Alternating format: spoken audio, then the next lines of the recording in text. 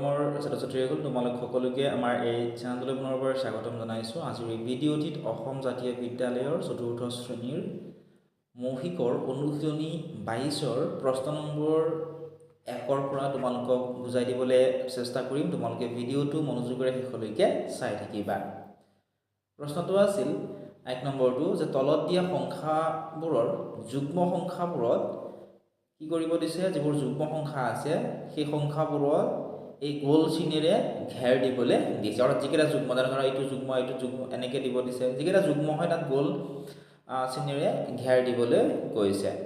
ঠিক আছে, এতিয়া যুগ্ম সংখ্যাবোৰ বুলি আমি কেনেকৈ গম পাম যে কোনবোৰ সংখ্যা যুগ্ম কোনবোৰ সংখ্যা অযুগ্ম? ঠিক আছে, এতিয়া যিবোৰ সংখ্যাৰ এককৰ স্থানত, যেনে ধৰা এইটো এটা সংখ্যা, ধৰি লোৱা আমি লিখিলোঁ 2×8=28, হয়নে? যিবোৰ এই 2×8=28ৰ এই সংখ্যাটোৰ এইটো স্থান হৈছে এককৰ। ঠিক আছে, এইটো এককৰ স্থান, এইটো স্থান হৈছে দশকৰ। ঠিক আছে, ঠিক একেধৰণে 4×10=45 সংখ্যাটোৰো 5টো আছে এককৰ স্থানত। ঠিক আছে, 4টো আছে দশকৰ স্থানত। গতিকে আমাক কৈছে যে যিবোৰ সংখ্যাৰ এককৰ স্থানত যুগ্ম হ'লে কি থাকিব লাগিব চোৱা, যুগ্ম সংখ্যাবোৰৰ এককৰ স্থানত কি থাকে এইটো লিখি ল'বা তোমালোকে। যিবোৰ সংখ্যাৰ এককৰ স্থানত 0, 2, 4, 6 অথবা 8 থাকে সেই সংখ্যাবোৰ হৈছে যুগ্ম সংখ্যা। এই এককৰ স্থানকেইটা, ঠিক আছে, এইকেইটা এককৰ স্থান। ইয়াতে ধৰা 8 আছে, 8 থাকিলে কি সংখ্যা হ'ব? এইটো যুগ্ম সংখ্যা। ইয়াতে ধৰা 5 আছে, 5 থাকিলে এইটো যুগ্ম সংখ্যা নহয়। ঠিক তেনেধৰণে অযুগ্ম সংখ্যাবোৰৰ তোমালোকে চোৱা, অযুগ্ম, ঠিক আছে, অযুগ্ম সংখ্যাবোৰৰ এককৰ স্থানত কি থাকে? 1, 3, 5, 7 আৰু 9। ঠিক আছে, গতিকে যদি আমাক সোধে 28 সংখ্যাটো যুগ্ম নে অযুগ্ম, গতিকে 28 সংখ্যাটোৰ আমি এই এককৰ স্থানটো চাম। এককৰ স্থানত কি আছে? 8 আছে, 8 থাকিলে কি হ'ব? ইয়াতো যিহেতু 8 আছে যুগ্ম হ'ব। ঠিক আছে, ঠিক একেধৰণে যদি আমাক কয় যে 45 সংখ্যাটো যুগ্ম নে অযুগ্ম, সেয়া চাবৰ কাৰণে আমি এককৰ স্থানত চাওঁ। এককৰ স্থানত কি আছে? 5 আছে, 5 থাকিলে কি হ'ব? সংখ্যাটো অযুগ্ম সংখ্যা হ'ব। ঠিক আছে, এতিয়া আমি এইকেইটাৰ আনচাৰ উলিয়াবলৈ চেষ্টা কৰোঁ। আহা, ইয়াতে আমি যদি ভালদৰে চাওঁ, চোৱা তোমালোকে, প্ৰথমটো আমাক কিমান দিছে? 7 দিছে। চোৱা, প্ৰথমটো আমাক দিয়া আছে 7। গতিকে যিহেতু আমাক 7 দিছে, 7 থাকিলে কি হ'ব? 7 থাকিলে মই আৰু এবাৰ লিখি দিছোঁ তোমালোকক। এতিয়া তোমালোকে চোৱা, ফাৰ্ষ্টটো আমাক কি দিছিলে? প্ৰথম যিটো আছিলে ইয়াতে আমাক দিছে 7। গতিকে 7 থাকিলে সংখ্যাটো কি হ'ব? 7 থাকিলে সংখ্যাটো হ'ব অযুগ্ম সংখ্যা। 7টো কি সংখ্যা? অযুগ্ম সংখ্যা। গতিকে ইয়াত আমি গোল চিন দিব নালাগে। নেক্সট কি দিছে চোৱা, তোমালোকে চোৱাচোন, 8 দিয়া আছে, হয়নে? গতিকে আৰু এবাৰ চাবা তোমালোকে,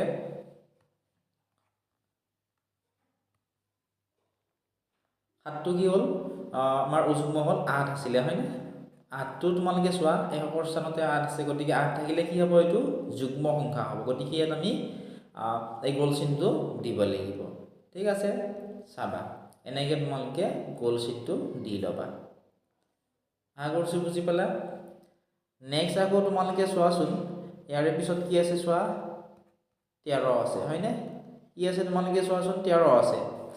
এই যিটো 13 আছে, এই 13ৰ এককৰ স্থানটো তোমালোকে চোৱা। এককৰ স্থানত কি আছে চোৱা, 3 আছে। 3 থাকিলে এইটো যুগ্ম সংখ্যা হ'ব নেকি? 3 থাকিলে অযুগ্ম সংখ্যা হ'ব। গতিকে এইটোত আমি গোল চিন দিব নালাগে। নেক্সট চোৱা, 15ৰ এককৰ স্থানটো চোৱা। 15ৰ এককৰ স্থানত কি আছে? 5 আছে। 5 থাকিলে এইটো অযুগ্ম সংখ্যা হ'ব। আমাক যুগ্ম সংখ্যাকেইটাতে এনেকৈ ঘেৰ দিবলৈ দিছিল, এইটোতো অযুগ্ম সংখ্যা হ'ল, গতিকে ঘেৰ দিলে আমাৰ নহ'ব। ঠিক আছে, এইটো আমাৰ কেঞ্চেল হৈ গ'ল। নেক্সট দিয়া আছে 18। 18 সংখ্যাটোৰ তোমালোকে চোৱা, এককৰ স্থানত কি আছে? 8 আছে। এককৰ স্থানত 8 থাকিলে সংখ্যাটো কি সংখ্যা হ'ব? যুগ্ম সংখ্যা হ'ব। গতিকে ইয়াতে আমি গোল চিন ধুনীয়াকৈ দিব লাগিব। ঠিক আছে, 8ত গোল চিন দিলা, নেক্সট 18ত গোল চিন দিব লাগিব, কাৰণ 8টো যুগ্ম সংখ্যা, 18টো যুগ্ম সংখ্যা। নেক্সট যদি আমি চাওঁ, 40ৰ এককৰ স্থানত কি আছে? 0 আছে। এককৰ স্থানত 0 থাকিলে এইটো যুগ্ম সংখ্যাই হ'ব। গতিকে আমি কি কৰিব লাগিব? এই 40টোতো আমি গোল চিন দিব লাগিব।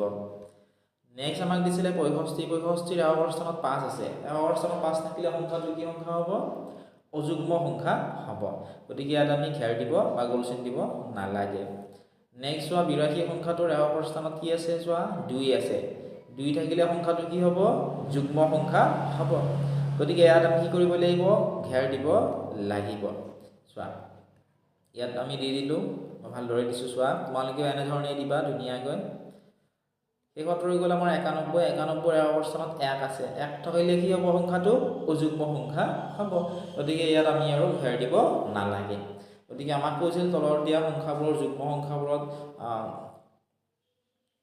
এইটো চিনেৰে ঘেৰ দিবলৈ দিছিল গতিকে আমি যুগ্ম সংখ্যা পালো 8 18 40 আৰু 82 একেটাত আমি ঘেৰ দিলো ঠিক আছে এনে ধৰণে এক নম্বৰটো তোমালোকে লিখি লবা আশা কৰিছো ধুনীয়াকৈ তোমালোকে বুজি পালা এনে ধৰণে আনসাৰবোৰ তোমালোকে উলিয়াবলৈ লাগিব এতিয়া নেক্সট তোমালোকে চোৱা 2 নম্বৰটো ঠিক আছে 2 নম্বৰত আমাক কি দিছে তোমালোকে মন কৰাচোন 2 নম্বৰত আমাক দিছিল যে তলত দিয়া সংখ্যাবোৰৰ অযুগ্ম সংখ্যা কেইটাত ঘেৰ দিয়া আগৰটো আমাক যুগ্ম কেইটাত ঘেৰ দিব দিছিল এবাৰ আমাক কি কৈছে যিকেইটা অযুগ্ম সংখ্যা আছে অযুগ্ম সংখ্যা কেইটা ঘেৰ দিবলৈ দিছে এতিয়া চোৱা 2 ৰ একৰ স্থানত চোৱা এইটো চোৱা 2 থাকিলে কি হ'ব যুগ্ম সংখ্যা হ'ব গতিকে ঘেৰ দিব নালাগে আমি ঠিক আছে নেক্সট চোৱা তোমালোকে কি আছে 5 আছে 5 থাকিলে সংখ্যাটো কি সংখ্যা হ'ব অযুগ্ম সংখ্যা হ'ব আৰু আমাক প্ৰশ্নত অযুগ্ম সংখ্যা কেইটাতে ঘেৰ দিবলৈ দিছে গতিকে ইয়াতে আমি ঘেৰ দিবলৈ লাগিব চাবা এনে ধৰণে তোমালোকে ধুনীয়াকৈ ঘেৰ দি ল'বা ঠিক আছে নেক্সট তোমালোকে চোৱা কি পালা 9 এই 9টো চোৱাচোন 9টো অযুগ্ম সংখ্যা গতিকে 9টো আমি কি কৰিব লাগিব ঘেৰ দিবলৈ লাগিব এনে ধৰণে দি দিবা তোমালোকে ঠিক আছে একেবাৰে ইজি হয় কেৱল তোমালোকে কোনটো যুগ্ম কোনটো অযুগ্ম এইখিনি লিখি ল'বা যে এইকেইটা একৰ স্থানত 0 2 4 6 8 থাকিলে যুগ্ম একৰ স্থানত 1 3 5 7 9 থাকিলে অযুগ্ম হ'ব নেক্সট চাবা 14 ৰ একৰ স্থানটো এতিয়া মন কৰা একৰ স্থানত কি আছে 4 আছে 4 থাকিলে সংখ্যাটো আমাৰ কি সংখ্যা হ'ব যুগ্ম সংখ্যা হ'ব গতিকে আমি ঘেৰ দিবলৈ নালাগে নেক্সট 17 ৰ একৰ স্থানত চোৱা কি আছে 7 আছে 7 থকা মানে সংখ্যাটো কি সংখ্যা হ'ব অযুগ্ম সংখ্যা হ'ব গতিকে ইয়াতে আমি ধুনীয়াকৈ ঘেৰ দিবলৈ লাগিব ঠিক আছে নেক্সট তোমালোকে চোৱা ইয়াতে কি আছে চোৱা 8 আছে 8 থাকিলে চোৱা সংখ্যাটো কি হ'ব একৰ স্থানত 8 আছে যুগ্ম সংখ্যা হ'ব গতিকে ইয়াত আমি ঘেৰ দিবলৈ নালাগে নেক্সট চোৱা একৰ স্থানত কি আছে 3 আছে 3 থাকিলে কি হ'ব সংখ্যাটো অযুগ্ম সংখ্যা হ'ব গতিকে ইয়াতে আমি ঘেৰ দিবলৈ লাগিব নেক্সট চোৱা একৰ স্থানত কি আছে একৰ স্থানত আছে ইয়াতে 0 একৰ স্থানত 0 থাকিলে সংখ্যাটো যুগ্ম সংখ্যা হ'ব গতিকে ইয়াত আমি ঘেৰ দিয়াৰ প্ৰয়োজন নাই 72 ৰ একৰ স্থানত চোৱা কি আছে 2 আছে 2 থকা মানে সংখ্যাটো যুগ্ম সংখ্যা গতিকে ইয়াতো আমি ঘেৰ দিবলৈ নালাগে ঠিক আছে নেক্সট চোৱা 75 ৰ একৰ স্থানত কি আছে 5 আছে 5 থকা মানে সংখ্যাটো কি সংখ্যা হ'ব অযুগ্ম সংখ্যা হ'ব যেহেতু অযুগ্ম সংখ্যা আমাক অযুগ্ম সংখ্যাতে ঘেৰ দিবলৈ দিছিল প্ৰশ্ন নম্বৰ 2 গতিকে ইয়াতে আমি ঘেৰ দিলো অৰ্থাৎ আমাক কৈছিল যে তলত দিয়া সংখ্যাবোৰৰ অযুগ্ম সংখ্যাবোৰত ঘেৰ দিয়া আমি ঘেৰ দিলো 5টো অযুগ্ম 9 অযুগ্ম 17 অযুগ্ম 53 অযুগ্ম আৰু 75 অযুগ্ম ঠিক আছে এইটোৱে হৈছে প্ৰশ্ন নম্বৰ 2 ৰ উত্তৰ